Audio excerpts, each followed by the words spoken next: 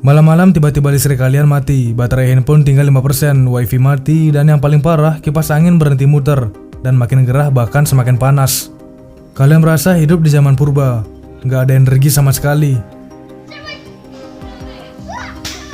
Nah sekarang bagaimana jika ini terjadi di skala yang lebih besar? Negara kita kehabisan energi, nggak ada bensin, nggak ada listrik, ekonomi lumpuh, dan kita terpaksa jadi negara yang cuma bisa ngutang ke luar negeri. Masalahnya ini bukan sekedar bayangan, Indonesia lagi diambang krisis energi. Nah ini ancaman nyata, setiap hari kita butuh lebih dari 1,6 juta barrel minyak buat ngejalanin negara ini. Tapi tahu nggak, berapa yang bisa kita produksi? Cuma setengahnya. Artinya setiap hari kita harus impor minyak mentah dan BBM dari luar negeri. Dan buat ngatasin masalah ini, pemerintah punya satu rencana besar, membangun kilang minyak raksasa berkapasitas 500.000 barrel per hari di Pulau Pemping, Kepulauan Riau. Nah disinilah drama dimulai. Kenapa harus di Pulau Pemping? Kenapa nggak di tempat lain yang notabene punya konsumsi BBM terbesar? Kenapa di sebuah pulau kecil yang lebih dekat ke Singapura dibandingkan ke pusat ekonomi kita sendiri? Keputusan ini bikin banyak orang garuk-garuk kepala. Bahkan ada yang bilang ini jadi langkah besar yang lebih merugikan daripada menguntungkan. Jadi apa yang sebenarnya terjadi? Apakah ini strategi bisnis yang jenius? Atau justru keputusan yang bakal bikin kita makin boros? Nah tonton sampai akhir, kita bahas semuanya. Saya percaya dalam waktu yang tidak lama kita tidak akan impor BBM lagi dari luar.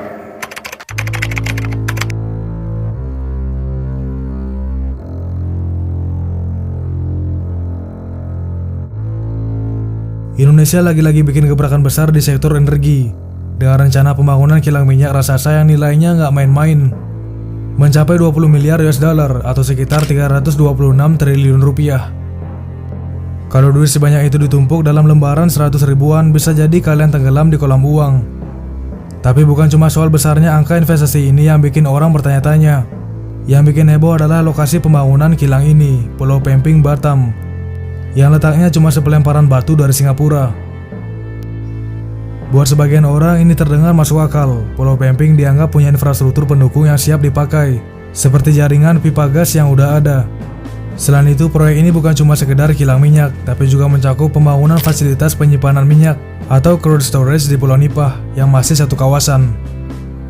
Dengan kata lain, ini adalah proyek besar yang bertujuan menciptakan ekosistem energi terintegrasi. Tapi kalau dipikir-pikir lagi, kenapa harus di Pulau Pemping? Mayoritas konsumsi BBM di Indonesia itu ada di Pulau Jawa, tempat lebih dari 60% penduduk kita tinggal.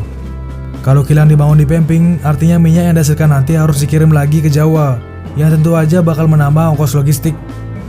Ujung-ujungnya harga BBM buat masyarakat bisa jadi lebih mahal dibanding kalau kilang ini dibangun di Jawa. Nah bukannya mendapat BBM murah, masyarakat justru membayar lebih mahal karena ongkos logistik yang salah tempat. Asosiasi Perusahaan Minyak dan Gas Nasional Aspermigas termasuk yang paling keras menentang keputusan ini. Menurut mereka, lokasi terbaik buat bangun kilang minyak adalah di Tuban, Jawa Timur. Bahkan nih yang menariknya, perusahaan minyak raksasa seperti Rosneft Singapura juga lebih condong ke Tuban dibanding Pemping.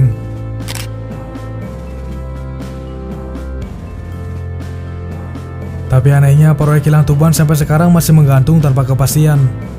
Salah satu alasan utama kenapa pemerintah lebih memilih Pulau Pemping mungkin karena urusan non-teknis seperti pembebasan lahan. Kalau di Tuban ada masalah kontrak dengan investor yang belum selesai. Kalau Indonesia tiba-tiba mutusin kontrak secara sepihak, bisa ada resiko tuntutan hukum dari investor asing. Di sisi lain, Pulau Pemping dianggap lebih bersih dari masalah hukum semacam ini. Ini udah terkesan kayak kita takut di rumah sendiri.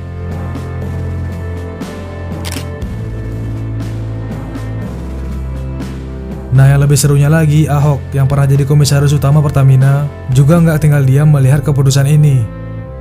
Dia terang-terangan bilang kalau proyek pembangunan kilang minyak di Indonesia itu banyak yang salah, termasuk proyek kilang Balikpapan yang penuh dengan masalah dan bahkan sampai menyeret beberapa orang ke penjara. Menurut dia lebih masuk akal bangun kilang minyak di Tuban karena letaknya strategis, yang juga paling penting dekat dengan ibu kota Nusantara dan lebih dekat ke pusat konsumsi BBM yang besar. Dia juga heran kenapa pemerintah malah memilih lokasi yang justru dekat dengan Singapura, yang notabene adalah pesaing kita dalam perdagangan energi. Nah coba kalian tulis di kolom komentar, kira-kira kenapa mereka lebih memilih dekat dengan Singapura selain alasan hukum tadi. Apakah ada maksud dan strategi jenius dari penempatan proyek raksasa ini? Atau justru negara lainlah yang jenius agar mereka lebih diuntungkan? Dia harus berani bersaing dengan yang lain. Masa kalah dengan Singapura? Emangnya apaan? Emangnya Singapura itu lebih hebat dari kita? Enggak lah.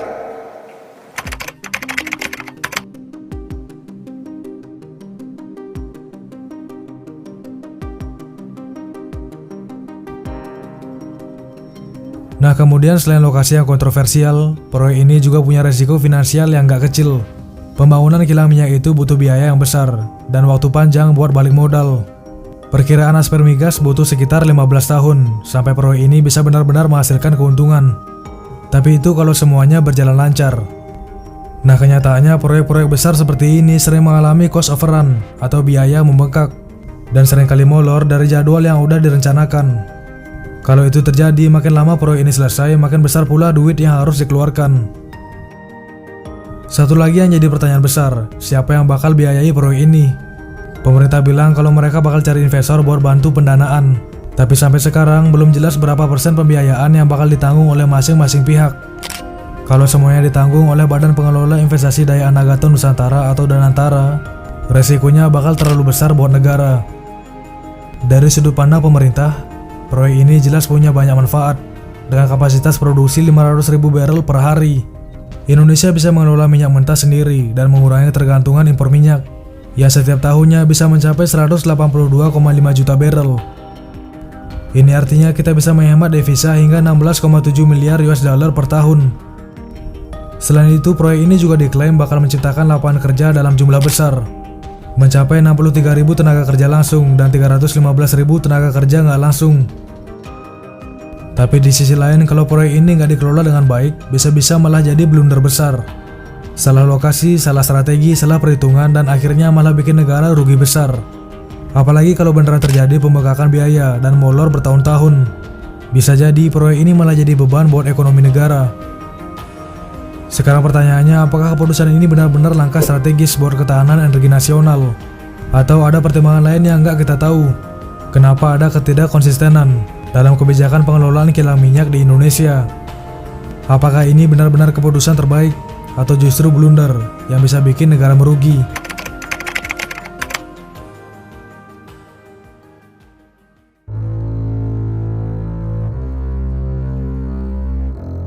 Nah, krisis energi yang mengancam Indonesia bukan sekedar soal ketahanan sumber daya, tapi juga soal tata kelola yang amburadul.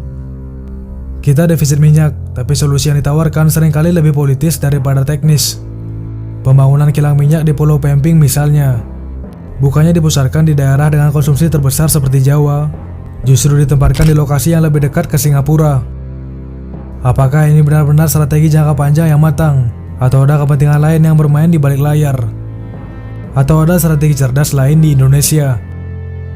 Namun dalam kondisi ini kita juga nggak bisa menutup mata terhadap kasus korupsi yang terjadi di sektor energi. Kasus korupsi tata kelola minyak dan kilang di PT Pertamina Subholding dan K3S yang menelan kerugian 193,7 triliun adalah bukti nyata bagaimana kebijakan energi di Indonesia seringkali disabotase oleh kepentingan segelintir elit. Bayangin, uang sebesar itu kalau dipakai buat membangun infrastruktur, terutama infrastruktur energi yang benar, Indonesia mungkin udah nggak perlu bergantung impor sebanyak sekarang. Tapi apa yang terjadi, duitnya raib. Rakyat tetap harus bayar BBM mahal, dan kita masih ketergantungan pada negara lain. Sekarang dengan munculnya wacana hukuman mati untuk para koruptor kasus Pertamina, muncul pertanyaan besar, apakah ini cuma gertakan, atau benar-benar langkah serius untuk membersihkan sektor energi dari mafia? Nah, kalau pemerintah benar-benar serius, kebijakan ini harus dikawal sampai tuntas. Jangan sampai kita terjebak dalam siklus yang sama. Ada skandal, ada tersangka, tapi akhirnya hukum tetap tumpul ke atas dan tajam ke bawah. Karena kalau sistemnya masih bocor, sebanyak apapun kilang minyak yang kita bangun, sebanyak apapun minyak yang kita gali, tetap akan jadi bangsa yang terus-terusan kehabisan energi. Bukan karena sumber daya yang kurang, tapi karena kerakusan yang berlebihan. Nah, coba diskusi di kolom komentar, karena diskusi kalian yang membawa topik ini jauh lebih berkembang. Subscribe WeQuake, perhatikan terus ketegangan dalam perkembangan Indonesia menuju negara maju. Terima kasih. Kenapa Presiden nggak boleh bilang dablek? Dablek gitu. Monyet-monyet maling-maling itu dablek. Tidak ada yang kebal hukum di Republik ini.